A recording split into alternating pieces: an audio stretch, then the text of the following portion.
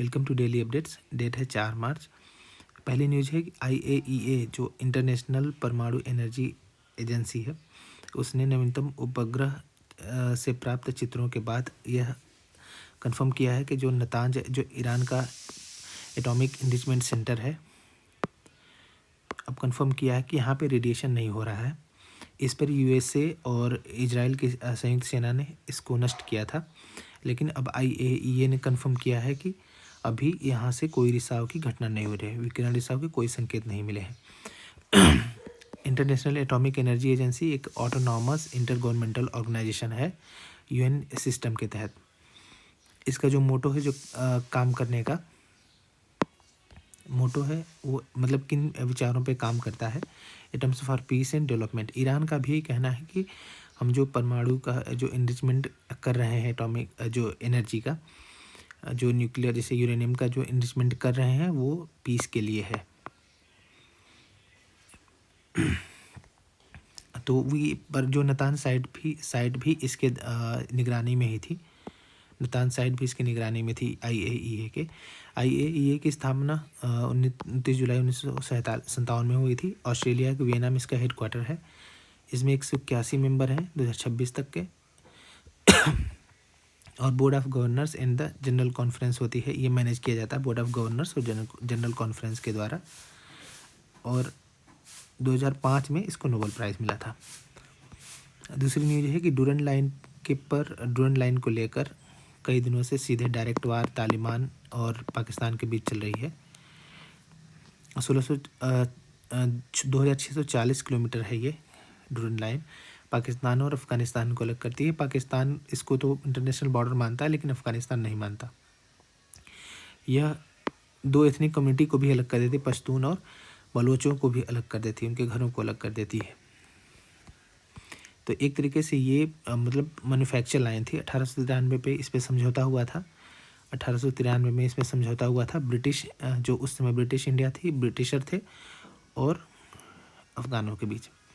लेकिन 1947 में ब्रिटिशर चले गए, तो इसीलिए अफ़गानिस्तान या तालिबान जो रिजीम कहती है कि ये 1947 के बाद हम नहीं मानेंगे। और 1947 के बाद तालिबान की या जो अफ़गान की कोई भी गवर्नमेंट इसको नहीं मानती। पहले कि ये ब्रिटिशों के बीच समझौता हुआ था, तो ब्रिटिश सब चले गए, लेकिन पाकिस्तान इसको मानता है। तो एक तरीके से बहुत ज़्यादा कॉन्टेस्टेड और वोलेटाइल है ये सीमा है।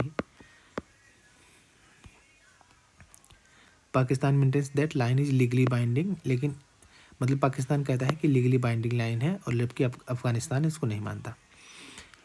और ये मतलब कि दूसरा कि अगर वो 1947 में चले गए, तो पाकिस्तान को ट्रांसफ़र मतलब उनको पावर नहीं करनी चाहिए थी।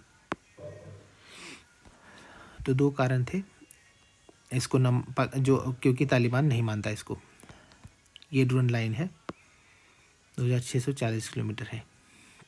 अभी सुनने में आया है कि जो नई खबर आ रही है कि वहाँ के कई इस पर जो चौकियाँ थी पाकिस्तानी सेना की, उसको भी तालिबानी जो सैनिक थे उसको हथिया लिए हैं। सरकार ने 2026-27 के बजट में एक मिशन शुरू किया, बायोफार्मा मिशन या बायोफार्मा इनिशिएटिव। ये इसमें बायोसिमिलर्स और बायोलॉजिक्स के विकास के लिए, मतलब जीवों से प्राप्त, उनके कोशिकाओं से प्राप्त औषधियाँ जो नॉन कम्युनिकेबल डिजीज़ के लिए हैं, ये इम्यूनिटी डेवलप करने के लिए जो औषधियाँ होती हैं, जो विशेष रोगों के लिए, उनके विकास के लिए पहल शुरू की गई है। Strategic initiative focuses on strengthening India's biopharma, और बायोफार्मा जो इंडस्ट्री है उसमें इकोसिस्टम को डेवलप करने के लिए है। ये टारगेटिंग जो नॉन कम्युनिकेबल गैर संचारी रोग हैं उसको टैकल करने के लिए, reducing reliance on imports for advance medical product, और जो एडवांस मेडिकल प्रोडक्ट हैं उसमें उनके उसके इम्पोर्ट में कमी लाने के लिए यह मिशन शुरू किया गया। पहले जो नेशनल बायोफार्मा मिशन शुरू किया गया था, उसी का एडवांस वर्जन ये है। 2017 में नेशनल बायोफार्मा मिशन शुरू किया गया था। एक जम्मू कश्मीर में एक नेशनल कॉन्फ्रेंस 2026 आयोजित, नेशनल गवर्नेंस कॉन्फ्रेंस 2026 आयोजित हुई थी। ये किसके सहयोग से आयोजित हुई थी? Department of administrative reforms and public grievances और collaboration with Jammu Kashmir government के सहयोग से शुरू हुई थी। 3 मार्च को ये आयोजित हुई थी। इसका जो थीम था कि होलिस्टिक डेवलपमेंट ऑफ डिस्ट्रिक्ट का संपूर्ण विकास कैसे किया जाए, ट्रांसफार्मिंग गवर्नेंस फॉर विकसित भारत, और विकसित भारत में विकसित भारत के लक्ष्य को प्राप्त करने के लिए कैसे गवर्नेंस सिस्टम को और ट्रांसफॉर्म बनाया जाए, कैसे पारदर्शी बनाया जाए। अभी एमपी गवर्नमेंट ने एक एमपी हाई कोर्ट में एक रिपोर्ट सबमिट की है। बांधवगढ़ नेशनल पार्क में इधर 3-4 महीने में 8 टाइगर की मृत्यु हो गई थी बांधवगढ़ नेशनल पार्क में। इसमें से अब एमपी गवर्नमेंट ने एक रिपोर्ट सबमिट की है। एक पीआईएल पर डिमांड किया था हाई कोर्ट ने, मध्य प्रदेश हाई कोर्ट ने डिमांड किया था कि आप बताइए कि क्या कारण है कि इतने कम दिनों में 8 टाइगर मर गए। तो उसमें ये पता चला है कि 4 टाइगर इलेक्ट्रोक्यूशन से मर गए, बिजली के तार के करंट लगने से मर गए। तो ये बहुत बड़ी लापरवाही है। बांधवगढ़ नेशनल पार्क में मतलब कि सबसे ज़्यादा डेंसिटी है टाइगर्स की, डेंसिटी बहुत ज़्यादा है टाइगर्स की। ये 1968 में टाइगर मतलब नेशनल पार्क बना था। 1993 में टाइगर रिजर्व बन गया था। चरणगंगा नदी बहती है यहाँ से, चरणगंगा नदी।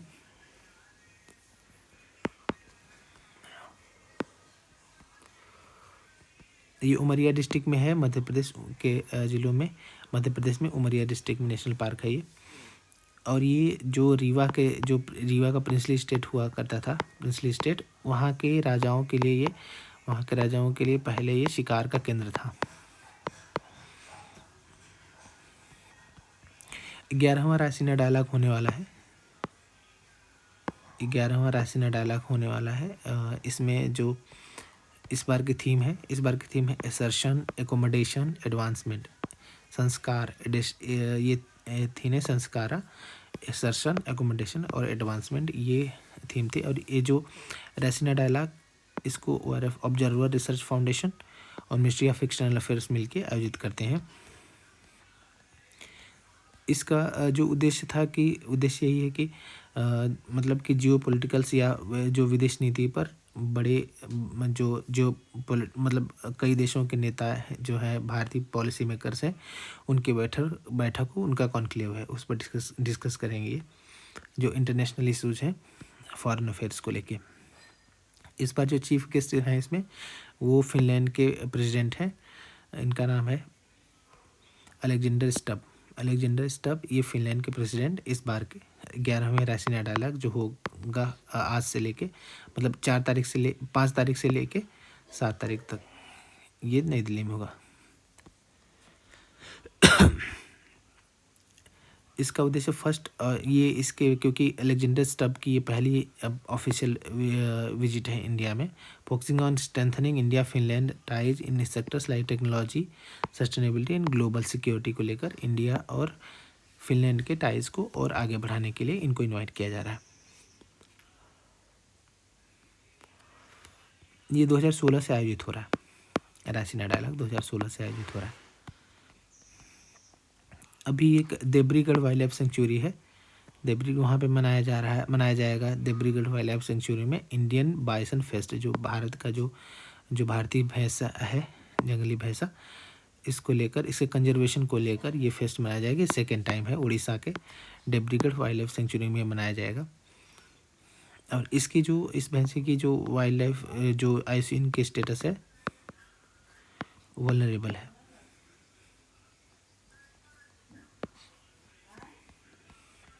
आखिरी न्यूज़ है, ब्यूरो ऑफ एनर्जी एफिशिएंसी ने इसने अपनी स्थापना के 25 साल कंप्लीट कर लिए हैं। 25 साल।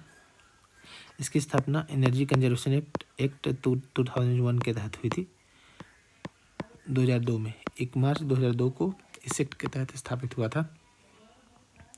इसका उद्देश्य है कि to develop policy and strategies that reduce the energy intensity of the economy, मतलब एनर्जी कैसे इकोनॉमी को एनर्जी एफिशिएंट बनाया जाए,